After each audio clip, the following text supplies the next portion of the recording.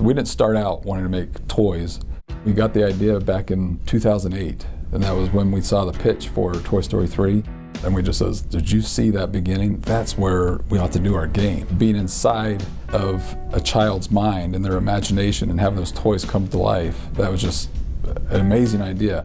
We loved the idea, but we knew it was going to be a hard sell because there was kind of an unwritten rule, or maybe it wasn't even written, but there was this rule that you just don't mash up the characters. We thought the best possible way to get this done is to pitch the idea to John Lasseter. About after 20 minutes, he went from being really sour on the idea to say, you know, there could be something here if you created a style or an aesthetic that allowed all these characters to exist together. And you could put them on the shelf and people would want to collect all these Infinity characters. The style, whatever you come up with, has to be wicked awesome. You know, this is coming from John Lasseter. I feel like I got this assignment from God that, you know, you need to create something wicked awesome.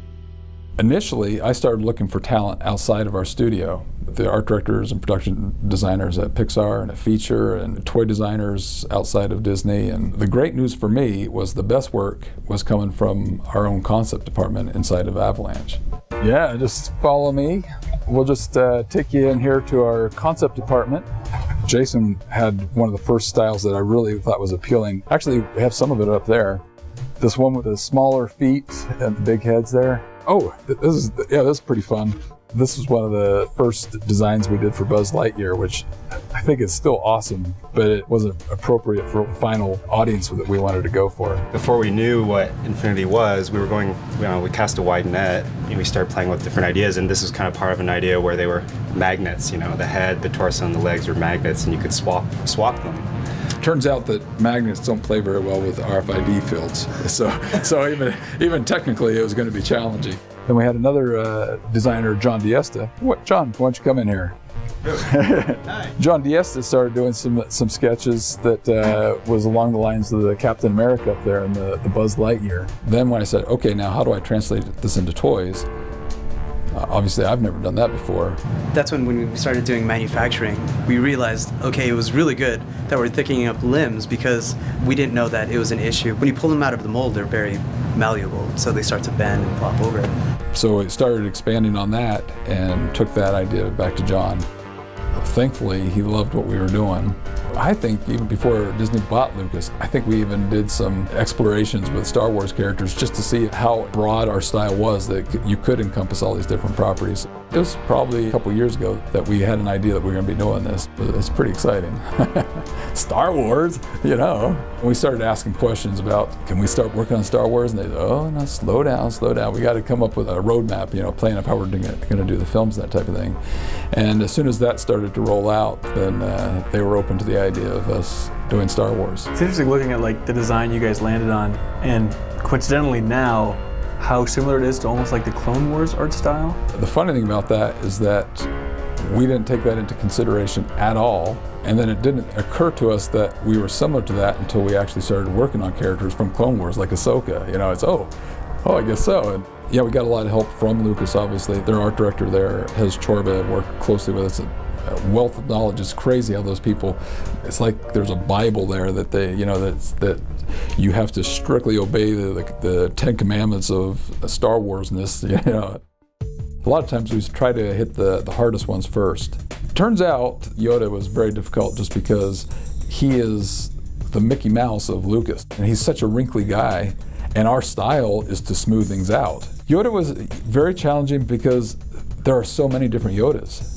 And what's funny is that the early versions of Yoda that we started doing was the older version. And then we realized that we wanted to put him into the earlier version, so episode 1 through 3. And we also started exploring how big is he going to be compared to the other characters. So we have to like, wait, so Stitch, he's taller than Yoda, right? And then we just get together, we're just like, yeah, that feels right. I think we came out in a pretty good place. And man, in-game, it's so fun. We started Leia early on because females, when you're stylizing like this, it's difficult to capture their likeness, but stylize them in a way that's appealing, but yet reminds you of that character. Very early on, these are the first kind of designs, and obviously that's like way too cartoony. And then this is kind of like going into the like super caricatured version, and then we were like, we have to bring in more likeness. So then we did this kind of paint up, which kind of felt like it's definitely getting there, but we were still searching for that appeal. We worked closely with Lucas on deciding exactly what the personality that is correct for that character is. And in the case of Leia, they said she's a feminist. You know, she's powerful in that universe. She's ends up being the head of government, and in the situation, she's taking command through most of those movies. And so it was important that she doesn't look sultry or, you know, sexy in any way, that she looks in command and she's in control. And so we were trying to develop this look that was both stern, for lack of a better word, but still very pretty. And so this is me just trying to sketch over, trying to get more of the likeness that is Carrie Fisher into here. Is Team Fortress 2 kind of a common reference point for you guys? Oh man, we love this style. They have exaggerated proportions, so it's still the bold shapes, but so iconic. Like, you look at him and you're like, I know that guy. I've seen a guy like that. And you instantly relate to them. And so that's what we're trying to do for these characters. Well, when we start working on the pose, we want this character to be in a pose that no other character would look right in. And then second of all, we want it to just be very appealing on the shelf, obviously, because we want these never to go in a box or in a drawer somewhere. We want them to be on somebody's shelf when they're not playing in the game. I think the artist here did a pretty good job. Yeah. I think she's very, very pretty. Matt worked on Darth Maul. Part of our style is to simplify, and Darth Maul, especially in his head, he's very complex. He actually has 10 horns on his head, and Lucas, that was important to them. So we gave him that option of 10 horns, which doesn't look too bad, but when you start looking at it, his whole head becomes just this big pointy crown. And so we gave him another option of only 8 horns. They ended up liking it, I guess, 'cause that's what we went with. I don't think you'll ever see this in any other Darth Maul toy, but each one of his little horns on top here is a separate piece. Just much cleaner edge and just makes it really sharp. I don't know how they're going to do it in mass production. I really don't. Well, yeah, and puncture test. That's another thing. Yeah, talk about that. Yeah. So the more horns we do, the smaller it has to be. And since horns are pointed, the smaller the point, then the sharper it's going to be. So if you step on that, we wouldn't pass puncture tests. We have all these safety issues we have to be concerned about, and the factory, they'll just make it super safe. You know, and we care about safety, yes, but we also care about the aesthetic of that safety, and so it's important for us to be there and work with the factory on getting it safe but looking good at the same time. His lightsaber is like tip to tip angled just to fit inside the box. Like, it could not be at any other angle, any different way. This is exactly how he's gonna fit in the box. The difficult challenge of, getting some real action pose like this is he's got like 7 different layers to him. Even at this phase, we were trying to figure out, what is Darth Maul wearing? Like, I think that he's wearing an undershirt, and then he has like a kind of like a karate gi with a vest on it, and then this loincloth, and then he's wearing a robe on top of everything. So you really, and it's all black. We figured out that it really doesn't matter when the wind is blowing. So as long as it looks cool, it'll pass. So yeah, just don't call us on it. Moral of the story. just have move it wind around. blowing. Yeah, that's right. The impression of Vader that was kind of in our heads was this menacing, like really overpowering force to reckon with. Then we looked back, because we got reference from Lucas, and he's not as imposing because he's fully lit. We could do that verbatim, or the way we stylize him is we like overemphasize his boldness. He's a little bit, maybe even thicker than the real Darth Vader is, and that's just to amplify that forcefulness that he has. Because we were still solidifying a relationship with Lucas, and so it was really nice to get their impression of like how they feel Darth Vader should be.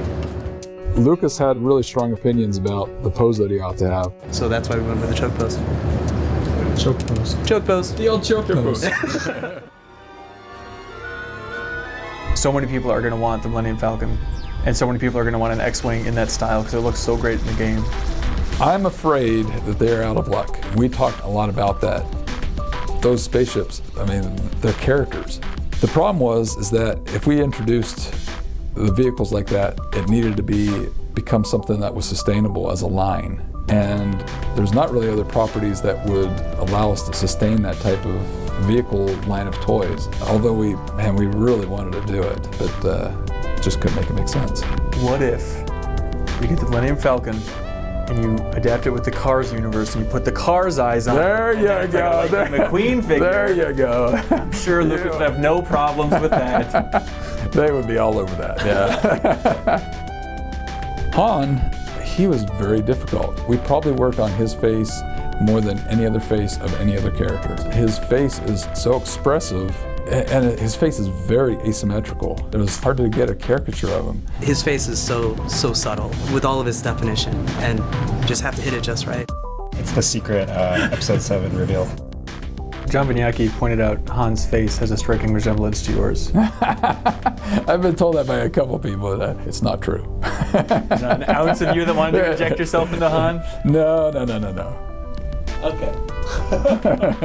It's a bold choice to put a scar on there. That was another thing that was really impressed upon us by Lucas, is that they felt like that was a detail that was really important to his character, actually. And in making toys, that type of fine detail is not easy to keep all the way through the process. It's like compression in video or something. It just gets lossy and you lose a lot of detail. I'm there in China working over the artists, making sure that that detail is scratched in by hand at the very end to make sure that that makes it into the final tool. We're trying our darndest to make it look as good as possible. We bought a 3D printer that we have in-house, and it's very important because we're able to get that printed out and we're able to see what details are important to us and what are not important to us. Because when it's digital and it's all on the monitor, everything is important. And our guys that do the sculpting, they do our 3D printing. And they care a lot about it, obviously, because it's their character and they want to see it look good to the end. So we're getting better at it. When I look back at some of the Infinity One characters, I'd like to do them again. Yeah. Myself and the other designers and sculptors here, we really look at this as pieces of art, and maybe we're a little too obsessive, and my wife would probably say, yes, I am too obsessive.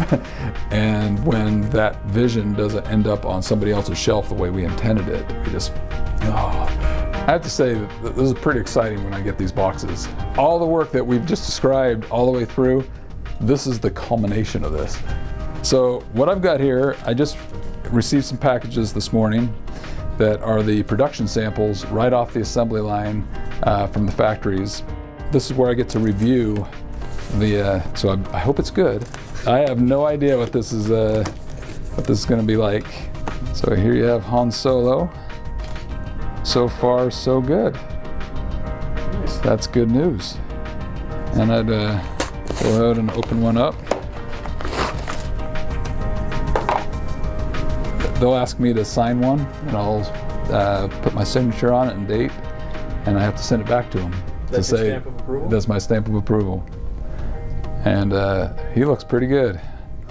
I'm pretty happy with him.